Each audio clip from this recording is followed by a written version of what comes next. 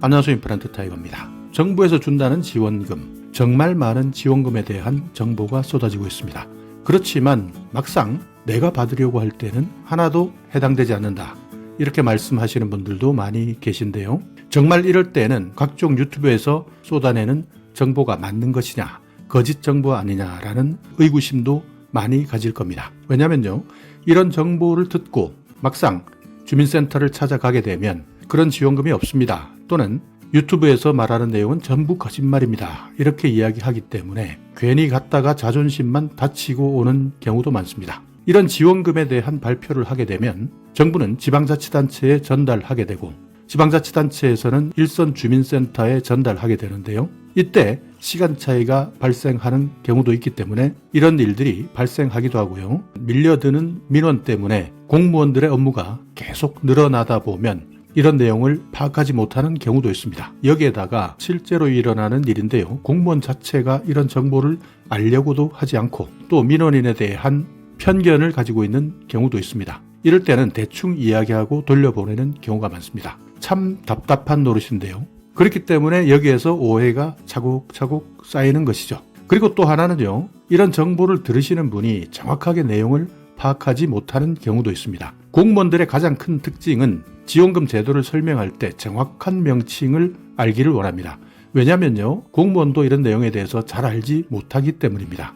우리나라의 복지제도 정말 많습니다. 수백 가지가 넘는 복지제도들이 있는데요. 이런 복지제도들을 공무원들도 하나하나 정확하게 다 알기 어려운 실정입니다. 어떻게 보면 공무원들도 일면 이해가 가고요. 또 정말 힘드신 분들, 정보가 부족하기도 하고 또 생소한 행정용어 때문에 주민센터에 갔을 때 받는 스트레스나 부담, 이런 것들도 이해가 가기도 합니다. 자, 그래서 답답하지만 여러분께 한 가지 팁을 드리자면, 공무원들과 상담을 하실 때는 반드시 여러분의 휴대폰을 준비해 주시기 바랍니다. 그리고 공무원에게 양해를 구하면서요, 내가 잘 모를 수 있으니 친절하게 안내해 달라, 이렇게 요청하시면서 집에 가서 한 번 더 확인하고 혹시 내가 잘 모를 수도 있고 담당자도 잘 모를 수 있으니 오늘 두 사람의 대화를 녹음해서 가져가겠다, 이렇게 말씀하신다면 공무원 입장에서도 정신을 바짝 차리고 상담해 드립니다. 왜냐하면 공무원들은 대부분 법을 집행하는 사람들입니다. 그렇기 때문에 법을 몰라서 안내하지 못하거나 법을 잘못 해석하거나 이렇게 해서 민원인에게 피해를 준다면 여기에 대한 책임을 져야 되기 때문에 민원인과 상담한 내용을 그대로 녹음한다면 반드시 여기에 대한 책임을 물을 수 있기 때문입니다. 반대로 공무원들도 CCTV를 통해서 녹화하고 또 전화 같은 경우에는 녹음을 합니다. 왜냐하면요, 민원인들이 잘못했을 경우에 방어하기 위한 수단인데요. 마찬가지로 민원인도 공무원들의 말만 믿지 마시고 정확하게 대답하는지 아닌지, 그리고 조금 더 친절하게 상세하게 파악하는지를 확인할 수 있는 방법, 이것은 녹음을 하는 방법이 최선의 방법입니다. 이렇게 되면 공무원 입장에서도 대충 떼우고 넘어가고 또 유튜브에서 나오는 이야기 믿지 말라, 이런 이야기 함부로 하기 어렵게 되는 것이죠.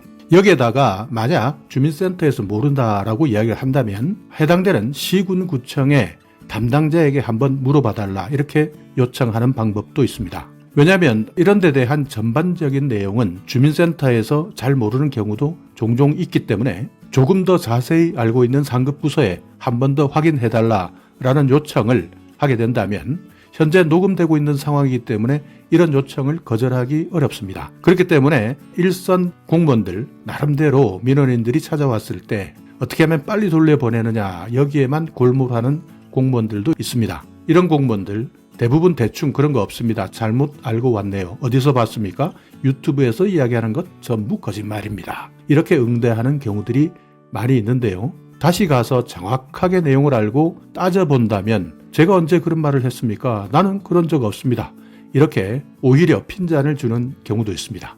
증거가 없으니 얼마나 답답하겠습니까? 그런 것들을 대비해서 반드시 처음에 마주 앉았을 때 오늘 상담 내용을 제가 녹음하겠습니다 라고 말씀해 주십시오. 녹음하는 것, 상대방과 둘이 대화하는 녹음은 통신비밀보호법에서도 합법적으로 녹음 가능합니다. 그렇기 때문에 정부나 기관에서도 여러분이 통화를 하게 되면 녹음을 하겠다라는 안내 방송을 하는 것인데요. 여러분도 마찬가지 정부나 기관, 주민센터 공무원들과 대화하실 때 이런 내용을 녹음하는 것은 합법입니다. 몰래 녹음하셔도 상관없습니다.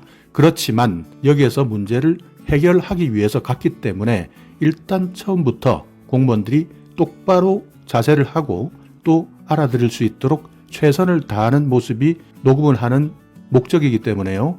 그래서 먼저 녹음을 하겠다라고 한다면 자세부터 달라진다 하는 내용이죠. 우리나라 복지제도 참 많습니다. 가장 대표적인 것이 기초생활보장제도도 있고요. 또 나이에 따라서 영유아에 대한 정책, 학생들에 대한 정책, 청소년이나 청년, 주부나 근로자, 그리고 노인에 대한 정책, 이렇게 정책들도 각 세대별로 구분이 되어 있고요. 또 어떤 직업을 가지고 있느냐에 따라서 많은 지원금들이 있습니다. 이렇게 많은 각종 지원 제도를 공무원이 다 알 수는 없습니다. 그렇기 때문에 매번 찾아오는 민원인들에 대한 스트레스도 많을 수밖에 없습니다.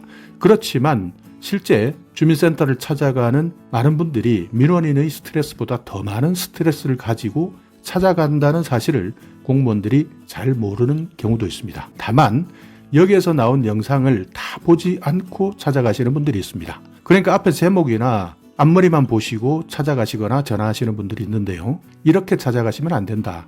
그러니까 어떤 지원금이든 지원할 수 있는 자격이 있습니다. 예를 들어서 노인이라면 만 65세 이상이 돼야 된다는 것이고요.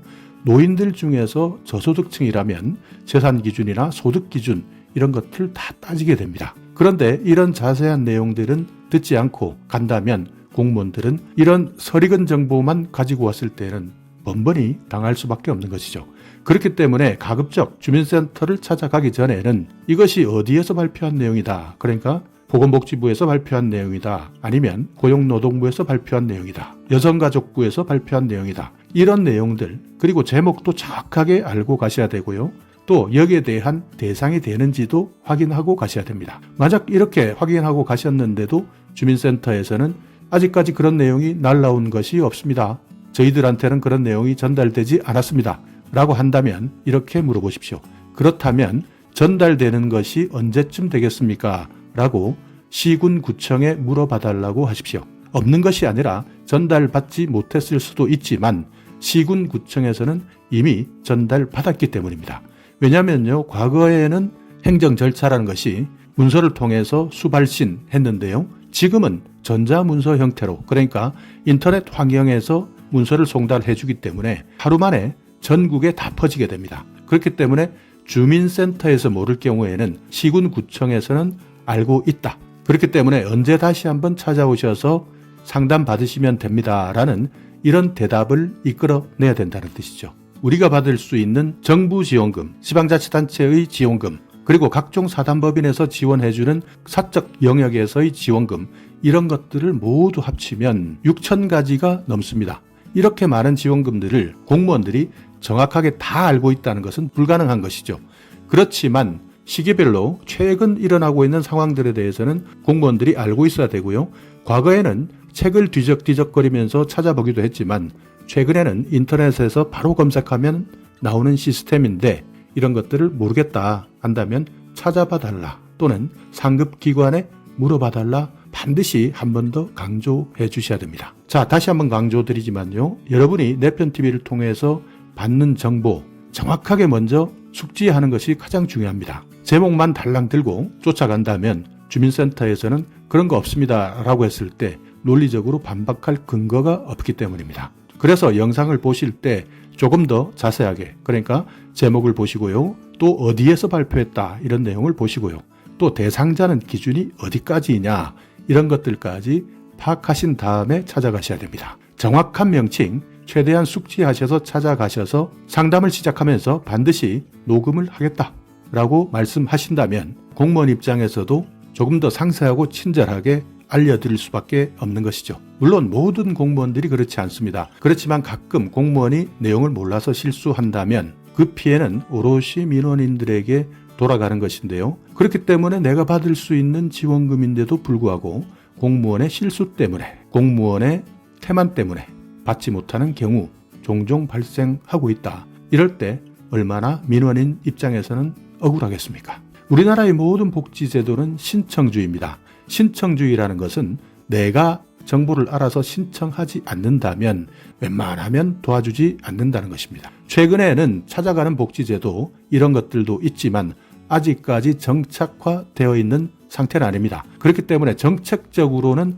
이런 노력을 하지만 실제 현장에서는 신청주의가 아직까지 그대로 고착화되어 있다. 그래서 여러분께서는 반드시 정보를 알고 신청하셔야 되는데 만약 정보를 대충 알았거나 제목조차도 대충 알고 찾아가신다면 내가 받을 수 있는 지원금은커녕 내 자존심에 커다란 상처만 가지고 돌아올 수밖에 없는 것이죠. 오늘은 조금 답답한 마음에 이런 팁을 하나 전해드렸는데요. 많이들 정보를 알고 받으시길 바라는 마음에서 상담 방법에 대해서 알려드렸습니다.